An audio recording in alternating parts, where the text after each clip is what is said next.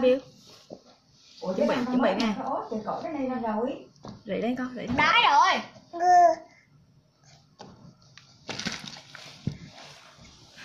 Mất làm sao?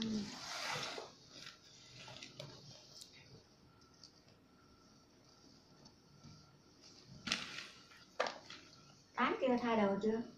Chưa.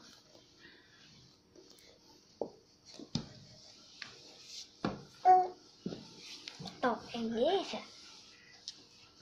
Kéo thì tới, trong bào thì tới. Bà y con ấy rồi. Bà nó lao bước ngồi đó, lao bước đi đó. Bà mà còn nhẫn kìa. Bước nam. Bà nó.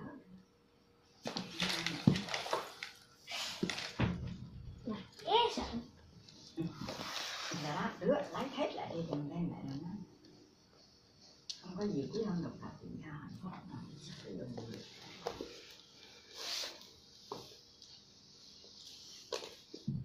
Bà ngồi giữ ai mà không quay bà ngồi con nó cứ quay một mình. Lấy chuyện nó vòng nào đầy bị gớm đó. Tới rồi. Mới là nó bận không? Bà lấy nhưng mà hẹn y rồi lấy mình. Nó cái ngồi lên cái lấy tới.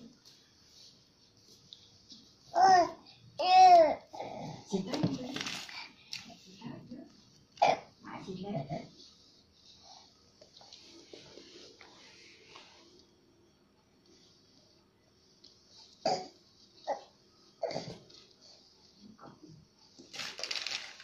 Cực dễ sợ. Mày sao ơi? Hứ? Đạp. Không vướng. Nó để tới nó hào. Chị tới nha. Khôn dễ sợ. Không ai khôn mà. Ngồi em bò em bò tới quần rồi em trục cái đầu xuống đất rồi bỏ lại đi trục cái đầu xuống đất. Liền vậy.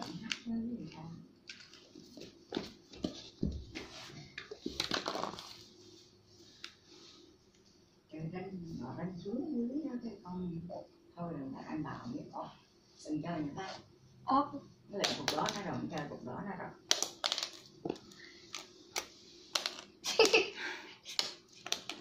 luyện được đó nó chuẩn bị dặn cục đó nó chùi cho anh đã ăn chùi đi để đi Có ngon tới đây lấy tới chứ sợ gì.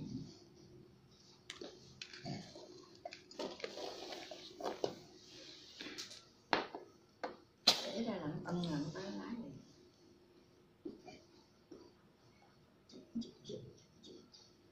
Xích cái tay lên. Lên xích để tại nó rồi. Bỏ tới người bỏ lui. Đi vô trong nó lấy nóng lạnh nó pha rửa chứ cần chỉ phải đem cái bình nó nấu nước sôi đầy chạy.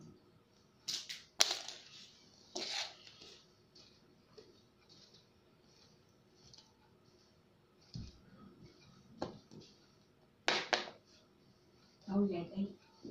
Ngồi lòng biết đó. Ôi da, việc gì dễ sợ. Mấy giờ đi?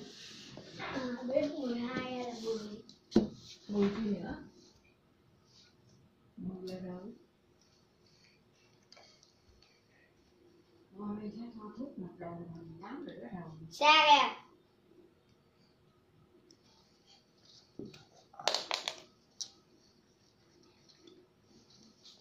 Bỏ nhanh chứ. Hết rồi.